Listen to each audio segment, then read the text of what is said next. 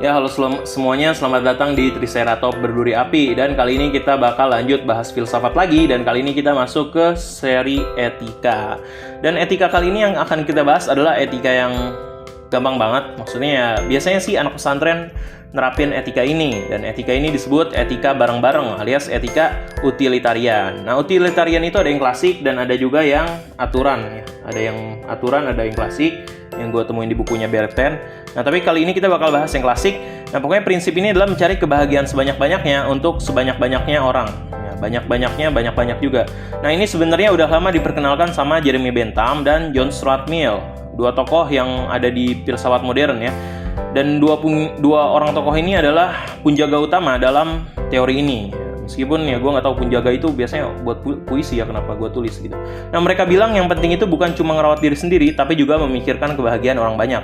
Jadi misalnya kita punya dua pilihan, yang satu bisa bikin diri kita sendiri senang gitu, tapi yang satu lagi bisa membuat orang banyak senang. Nah, menurut utilitarian klasik itu kita harus bisa milih yang bisa bikin banyak orang senang gitu. Jadi nggak kita doang senang, tapi banyak gitu.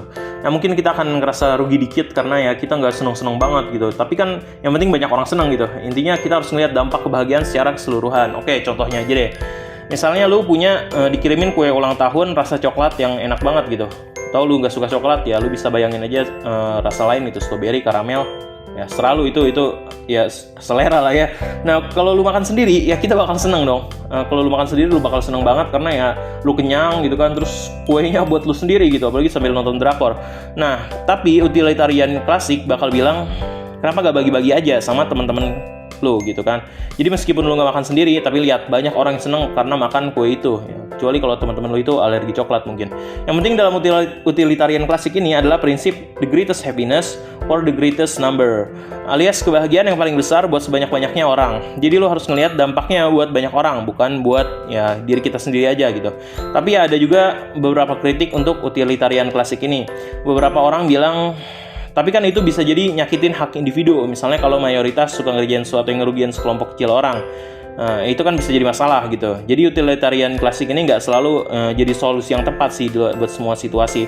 Buat lebih jelasnya nih, coba kita terapin konsep utilitarian klasik ini ke situasi yang lebih kompleks. Misalnya, lu punya satu lapangan sepak bola yang bisa dipakai buat olahraga. Tapi sebenarnya lu pengen banget bikin gedung bioskop di situ biar lu bisa nonton film tiap hari. Nah, menurut utilitarian klasik, lu harus lihat dampaknya buat masyarakat sekitar. Kalau lu bikin bioskop, mungkin ya lu sendiri seneng gitu kan, dan beberapa orang yang suka bioskop itu bakal seneng. Tapi lihat orang-orang yang suka sepak bola, ya mereka kecewa gitu kan, dan mereka mungkin bakal protes dan juga yang ngancurin bioskop lo. Jadi ya dari sudut pandang utilitarian, lebih baik mempertahankan lapangan sepak bola karena bisa memberikan kebahagiaan buat banyak orang yang suka olahraga. Tapi ya ini juga bikin kita mikir, tapi kan ada hak buat orang-orang yang bikin bioskop juga. Nah, itu jadi masalah. Dari mana lu tahu orang yang suka bola sama yang suka bioskop itu sama-sama banyak atau lebih banyak yang mana gitu. Nah, karena utilitarian klasik ini lebih cenderung melihat hasil akhir yang bikin kebanyakan orang seneng. Kadang-kadang nggak begitu memperhatikan hak individu. Selain itu, kadang-kadang juga susah nentuin apa yang benar-benar bisa bikin orang bahagia. Misalnya, lu punya dua pilihan. Buat taman bermain buat anak-anak, kayak Candyland gitu, atau bikin tempat ngumpul buat anak remaja kayak tempat nongkrong di Jalan Baru gitu. Nah, keduanya bagus dan bisa bikin orang seneng. Tapi gimana kalau taman buat anak-anak itu lebih murah dan bisa dinikmatin lebih banyak orang? Nah, ini dilema karena ya kadang-kadang anak-anak yang nongkrong remaja ya kalau nggak dikasih tempat nongkrong, mereka bisa nongkrong di depan apotik gitu, numpang wifi.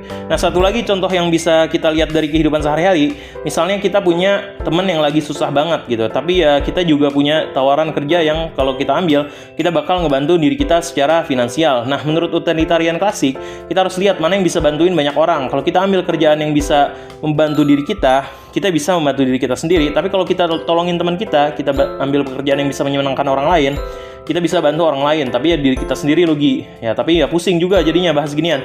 Nah, ya udah, intinya utilitarian klasik itu nyari kebahagiaan sebanyak-banyaknya buat sebanyak-banyaknya orang. Tapi ya tetap aja ada dilema-dilema yang gak selalu sesuai dengan realitanya gitu. Intinya utilitarian ini adalah etika hasil ya. Mau caranya bagaimana asal banyak yang seneng itu bakal disetujui, dan ya kita bakal bahas utilitarian lagi di video berikutnya. Nah pokoknya intinya utilitarian klasik ini kayak moto hidupnya semua orang untuk semua orang, atau ya kalau di SpongeBob itu satu untuk semua, ya bukan semua untuk satu tapi satu untuk semua. Nah coba bayangin aja kalau semua orang lakuin itu, ya dunia bakal jadi tempat yang lebih happy dan ya lebih sangat altruis sekali. Ya mungkin gue bakal bikin video tentang altruis kalau nggak tahu. Dan ya sangat sedikit sekali kebahagiaan pribadi yang harus dipenuhi dan banyak sekali kebahagiaan pribadi yang dikorbankan mungkin supaya orang lain senang. Ya gua rasa itu aja tentang utilitarian klasik. Kalau lu pengen gua bahas tentang Jeremy Bentham sama Stuart Mill, lu bisa tulis di kolom komentar, atau tentang filsuf siapa aja selain Parmenides gua bakal bahas dan bikin videonya. Ya gua Paris undur diri. Selamat semangat belajar dan jaga kesehatan.